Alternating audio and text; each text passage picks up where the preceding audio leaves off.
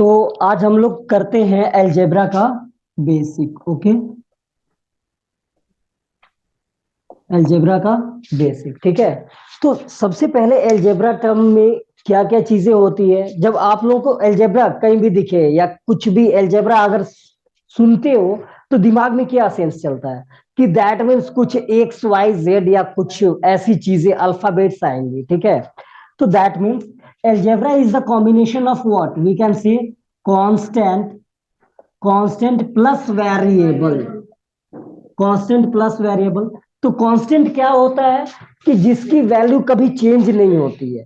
Constant की value कभी change नहीं होगी। अगर मैंने बोला 2, 4, -3, -8, 0, इनकी वैल्यू कभी चेंज हो सकती है क्या या फिक्स रहेगी? फिक्स रहेगी ना। नाउ वेरिएबल, तो वेरिएबल अगर मैं बोल दूं x y a b c, ठीक है, कोई भी अल्फाबेट्स ले लो, जेड, कुछ लोग जेड बोलते हैं, कुछ लोग जी बोलते हैं। ठीक है, तो अब देखो, तो इसकी वैल्यू अगर जो एक्स है तो एक्स में बोलूं कि एक्स की वैल्यू क्या होगी, तो कोई बोलेगा 2, कोई बोलेगा 5, बोलेगा नहीं नहीं -6 भी तो हो सकता है। ठीक है, तो इसकी वैल्यू क्या हो रही है, चेंज हो रही है, परसेंट टू परसेंट चेंज हो सकती है। किसी इक्वेशन में क्या हो रहा है, चेंज हो रहा है। ठीक है, दूसरी इक्वेशन के लिए एक्स की वैल्यू कुछ और आ जाएगी, ए की वैल्यू कुछ और आ जाएगी।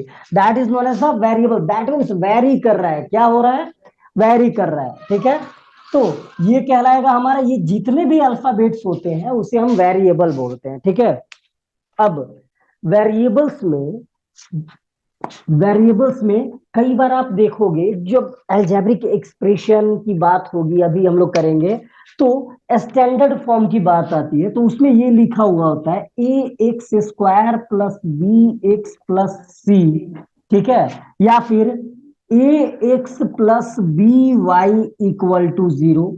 ये एक्सप्रेशन और ये इक्वेशन, अभी हम लोग इस पे आते हैं। अब ये वेरिएबल और कांस्टेंट को थोड़ा सा और क्लियर कर दूं, तो जब हमारा स्टैंडर्ड फॉर्म की हमारी बात होती है तो उसमें जो स्टार्टिंग वाले अल्फाबेट्स होते हैं वो एज अ कांस्टेंट हमारे क्या होते हैं स्टैंडर्ड फॉर्म के लिए, होते ये भी वेरिएबल है। ठीक है, क्योंकि इनकी भी वैल्यू क्या होती है, चेंज होती है, but it is known as the constant और कोफिशिएंट। ठीक है, क्यों, क्योंकि यहां पे अगर आपके पास इक्वेशन होगा या कोई भी एक्सप्रेशन होगा तो आप लोगों को ये दिया जाएगा कि 2x², 2x²। तो अब ये 2 किसको रिप्रेजेंट कर रहा है, ए को। ठीक है, 2 किसको रिप्रेजेंट कर रहा है, ए को। तो ये ए क्या हो गया, ए की वैल्यू क्या हो गई, 2 हो गई।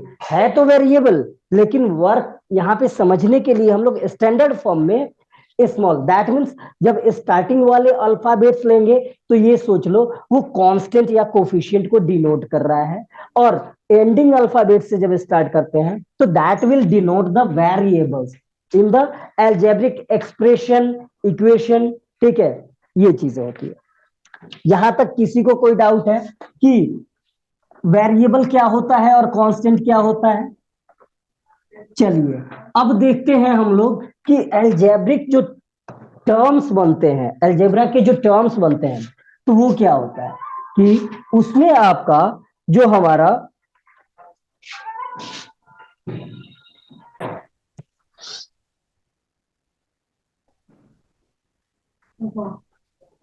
टर्म्स, ठीक है, तो टर्म्स क्या होते हैं कि अगर मैंने ये कह दिया 2x² plus 3x - 5y plus 8z²।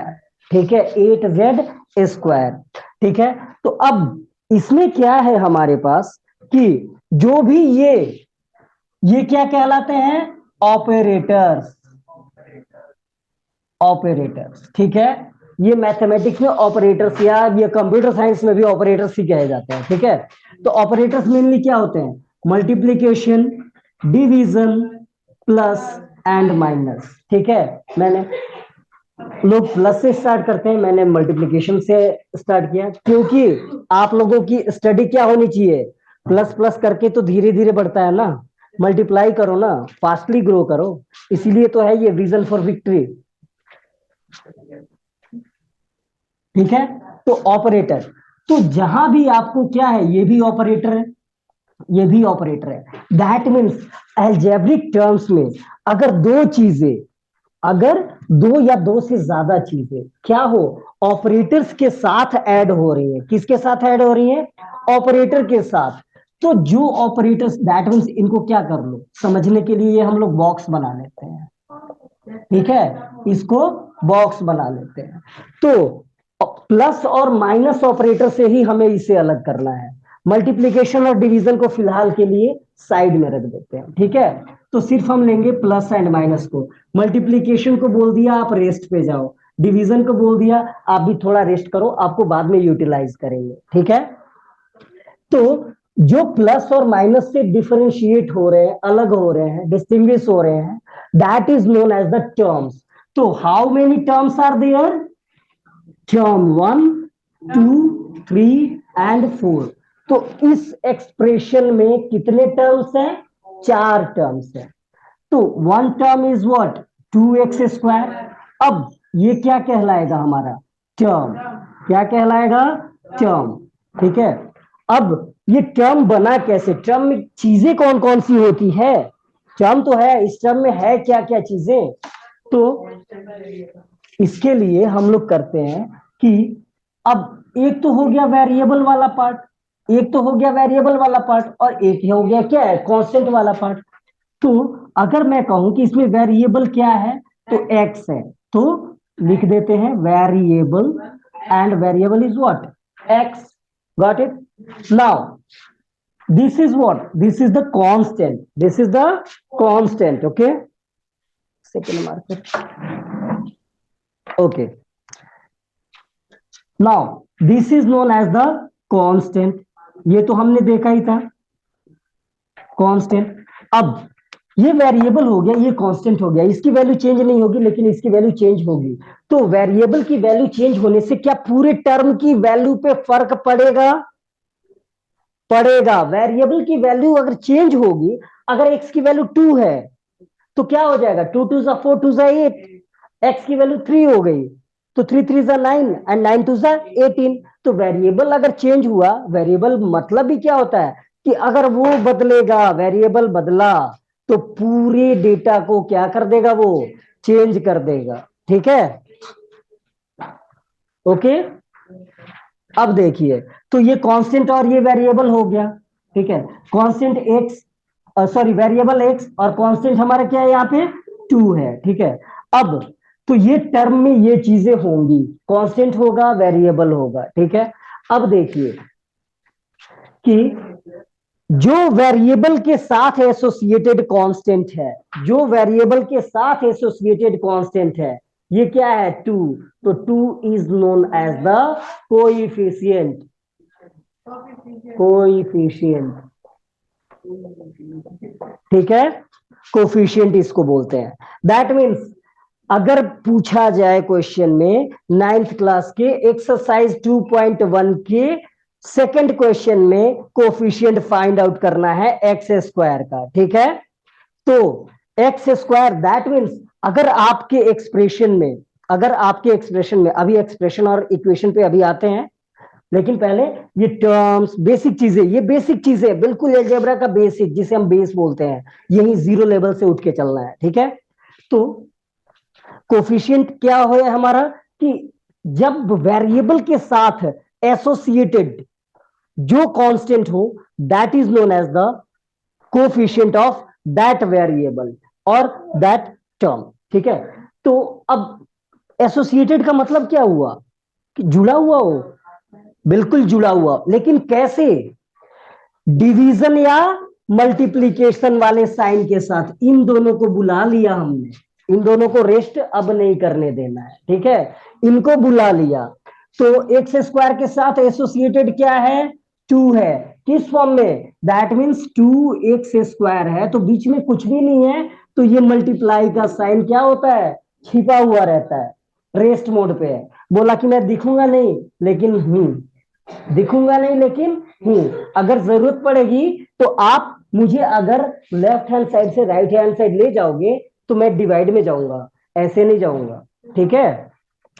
तो this is known as the coefficient. तो अभी हमने क्या क्या पढ़ लिया, कांस्टेंट पढ़ लिया, वेरिएबल पढ़ लिया, ठीक है, टर्म्स पढ़ लिया, कोफिशिएंट पढ़ लिया, ठीक है। अब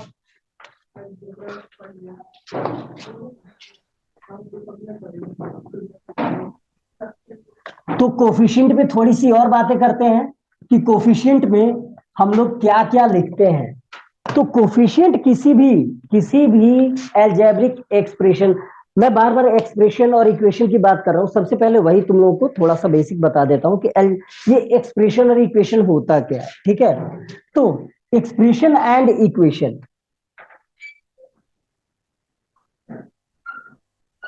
एक्सप्रेशन इक्वेशन, तो एल्जेब्रिक एक्सप्रेशन क्या होता है कि एल्जेब्रिक का नाम आ गया, एल्जेब्रा है ना ऊपर, तो आ गया तो कांस्टेंट एंड वेरिएबल दोनों चीजें यूज तो होंगी ना।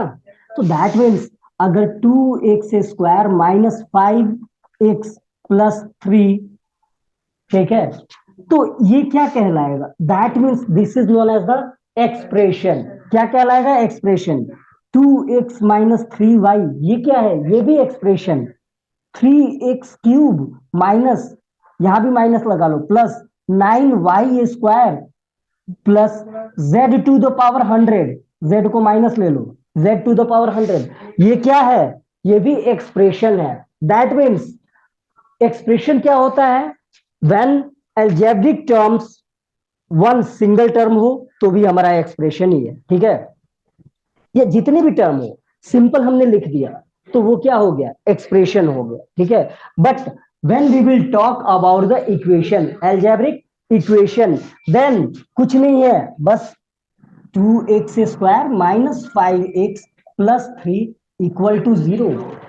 Equation, equation that means equate करना है हमें, इक्वेट, तो इक्वेट कहां से आया, इक्वल टू साइन से, इक्वल टू साइन से। तो जिस एक्सप्रेशन में इक्वल टू का साइन आ गया तो वो एक्सप्रेशन नहीं रहा। इक्वल टू का साइन आते ही वो क्या बोलेगा, भाई अब आप इक्वेशन एक्सप्रेशन नहीं रहे, अब मेरे साथ आ गए हो तो मेरा नाम भी ले लो, इसीलिए वो क्या हो जाता है, इक्वेशन हो जाता है।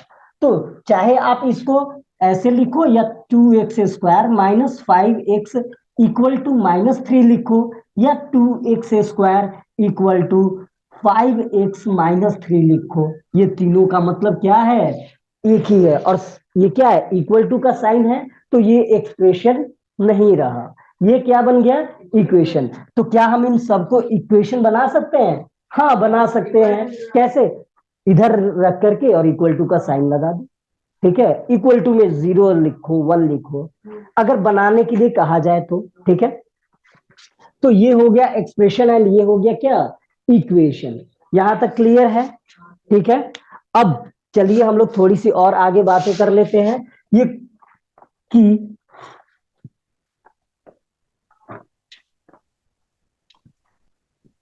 जो हमारा एक्सप्रेशन जो होता है, एक्सप्रेशन जो होता है वो कौन कौन से टाइप के होते हैं, ठीक है, कौन कौन से टाइप के होते हैं।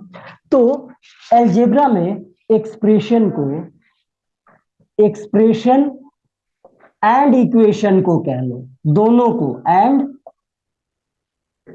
इक्वेशन को, ठीक है। तो पहले अभी एक्सप्रेशन की ही बात कर लेते हैं, फिर इक्वेशन पे आएंगे। एक्सप्रेशन को टर्म्स के, नंबर ऑफ टर्म्स के बिहाफ पे जो हम लोग डिफरेंशिएट करते हैं वो होता है क्या, कि that means number of terms बोला ना, तो number of terms that means count करेंगे ना कितने टर्म्स अवेलेबल हैं, तो उसके बिहाफ पे डिस्टिंग्विश किया गया है, डिफरेंशिएट किया गया, बताया गया है। तो सिंगल टर्म तो आपने पढ़ा होगा बहुत जगह, बहुत लोग बोलते हैं मोनो, ठीक है, मोनो, मोनो मीन्स क्या होता है, सिंगल, वन। बाई होता है, बाई, बाई मीन्स टू, ठीक है। जैसे कंप्यूटर साइंस में क्या होता है, ज्यादा यूज होता है बाइनरी, बाइनरी मीन्स होता क्या है, binary, that means two. Computer science की लैंग्वेज में किस नंबर के यूज होते हैं, सिर्फ 0 और 1 के, सिर्फ 0 और 1 का खेल होता है पूरा कंप्यूटर, ठीक है, सारी कोडिंग 0 और 1 में होती है, ठीक है। अब देखो, तो बाई, उसके बाद ट्राई, फिर टेट्रा, टेट्रा या क्वाड, ठीक है, क्वाड, ठीक है। तो ट्राई का मतलब 3, क्वाड का मतलब 4, और ट्राई के बाद ही हमारा पॉली भी लग जाता है। क्या? पॉली। तो पॉली किस में लगेगा? पॉलीगॉन वाले में लगेगा जब हम लोग ज्योमेट्री करेंगे, और इसमें मियल आ जाएगा, पॉलिनोमियल, वही तो चैप्टर कर रहे हैं हम, ठीक है, पॉलिनोमियल्स। अब आ रहे हैं धीरे धीरे बेसिक से आपके चैप्टर पे 9th क्लास के, ठीक है। तो अगर सिंगल टर्म हुआ 2x², what is this? Monomial. ये क्या कहलाएगा? मोनोमियल। यहां पे लिख लेते हैं बायनोमियल। बायनोमियल, ठीक है। उसके बाद आपका ट्राइनोमियल। Trinomial, okay. तो 2x² प्लस 3x, ठीक है। 2x² प्लस 5 या -5x प्लस 3, सारे में कितने टर्म्स हैं? 2। और इसमें 3xy ले लो, xy ले लो, या फिर सिंपल 5 ले लो। तो ये क्या है? ये कहोगे सर ये तो कांस्टेंट हो गया। ये क्या है? ये तो कांस्टेंट है, इसको आपने अलजेब्रा में क्यों डाल दिया? इसको अलजेब्रा में क्यों डाल दिया? तो बच्चों आप लोगों ने पढ़ा होगा 8th क्लास के exponent law. That means when we will have a⁻0, किसी भी वेरिएबल का या किसी भी नंबर का पावर अगर 0 होता है तो that can be represented as the 1, okay. So can we represent like this one 5 into 1? तो 1 क्यों लगाया? फिर भी तो सर कांस्टेंट ही है। अरे कोई बात नहीं, इसको आप कोई भी वेरिएबल लगा लो ना, x⁻0 या फिर y⁻0। अरे ये तो अथाह मिल गया, ये तो इनफाइनाइट मिल गया, ये तो वेरिएबल का की पूरी दुकान मिल गई, ठीक है। कि ये क्या हो गया? 5 into x⁻0, y⁻0, चाहे कुछ भी लगा लो, कोई भी वेरिएबल लगा लो आप, ये रहेगा तो क्या?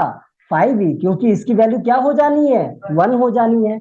तो ये अब बताओ क्या ये एल्जेब्रिक टर्म है या नहीं है ना? तो आज के लिए ये monomial, binomial, trinomial, that means अगर 3 हो गए ट्राइनोमियल, 3 से ज्यादा हो गए polynomial, okay. We will meet soon for the next session. Bye bye, take care.